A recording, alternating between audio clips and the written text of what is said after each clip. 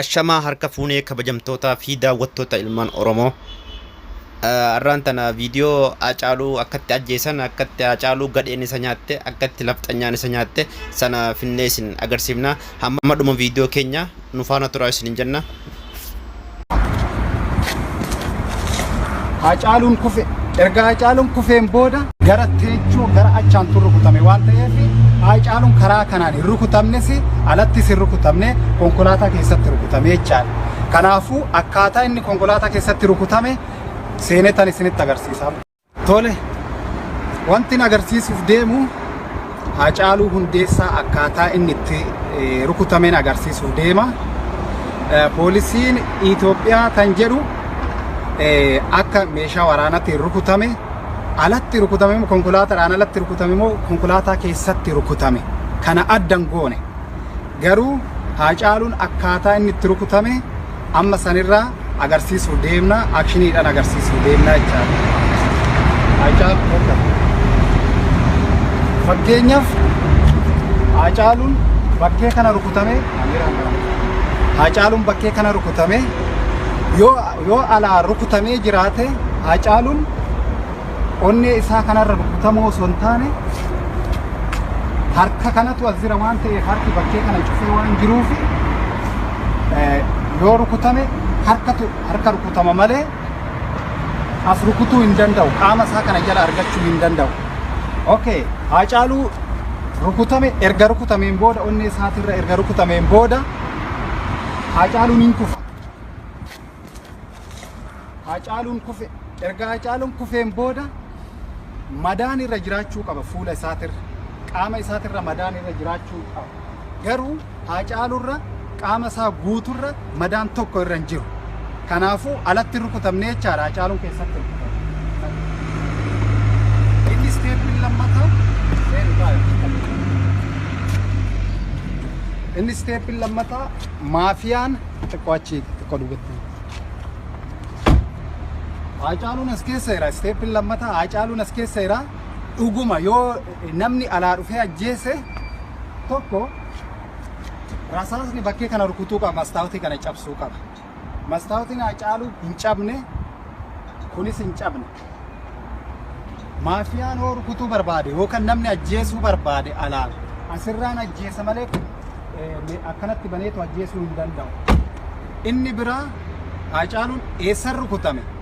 Gara harka mirgaa gara teechoo gara achaan rukutame waan ta'eef Hacaaluun karaa kanaan rukutamnes alatti rukutamne konkolaataa keessatti rukutame jechaadha. Kanaafuu akkaataa inni konkolaataa keessatti rukutame seenetan isinitti agarsiisa.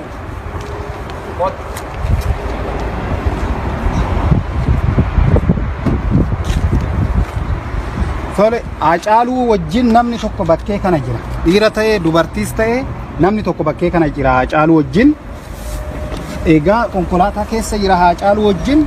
Boorsaan bakkee kana jira. Shugguxii as keessaan fudhannee asirraan fudhannee akkaataa namichi sun itti qophaa'e bakkee kana jira boorsaa walii shugguxii. Hacaaluun konkolaataa guutumaan guutuutti konkolaataa dhaabee jira. Hacaaluun tokko harka isaa sirra godhate. Harka isaa mariirra godhate. Yeroo kanatti kuni banaadha. Onneen isaa kuni banaadha.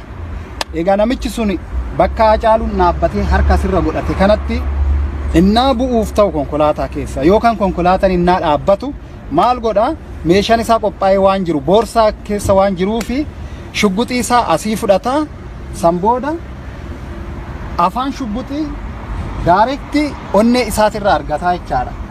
Onnee isaa kana argata. Tokko kana lammata Hacaaluun harka isaa innaa konkolaataa dhaabeen booda harka isaa asirra godhate namichi kun bu'uuf ta'a. Namni yeroo baay'ee konkolaataa innaa dhaabu harka asirra godhata. Innaa harka asirra godhatu ammallee steepin lammataa kun maal godha? Shugguxiin bakkee kana jira. Yoo shugguxii ol fudhatu harki isaa kun banaadha. Irreen isaa kun banaadha. Onnee isaa argachuuf.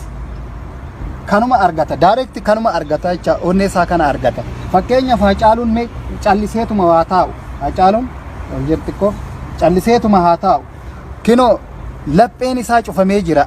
Bakka rasaasni isa rukute akka reeffa arginetti qaama isaa akka arginetti kuni bakkee kana rukutamee kuni cufame harkaan cufamee jira kun. Oo rukutellee kana rukutuu danda'a, harka isaa kana rukutuu danda'a malee bakka Haacaaluu rukutame sani rukutuu hin danda'u. Haacaaluun harka sirra godhateetoo yookaan harka bakkee kana godhateetoo innaa rukutamu. Rasaasni erga rukutameen booda akkaataa dhiigni itti faca'e bakkee kana bum Haacaaluun harkaan bakkee kana qabate as kufaa. Erga as kufeen booda namni erga rukutameen booda wixxirfata waan ta'eef hin tattaafata waan ta'eef bakka dhiigaa san qabatee san booda yoo tattaafatu teechoo kana bakkee kana qabatee jira. Harki isaa dhiigaan maaliif akkasitti qabata namni innaa rukutame yeroo baay'ee harki isaa dhiigni kanaafi bakkee kana dhufe akka yaada kiyyaatitti Haacaaluun kan rukutame konkolaataa keessatti.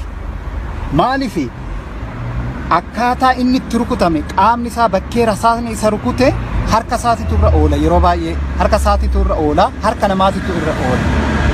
Kanaafuu bakka inni taa'etti konkolaataa keessatti rasaasaan rukutame malee Haacaaluun konkolaataan alatti sin rukutame. Yoo konkolaataan alatti rukutame ni kufa waan ta'eef qaama isaatirra madaan hin jira garuu akka qaama isaa arginetti madaa hin qabu.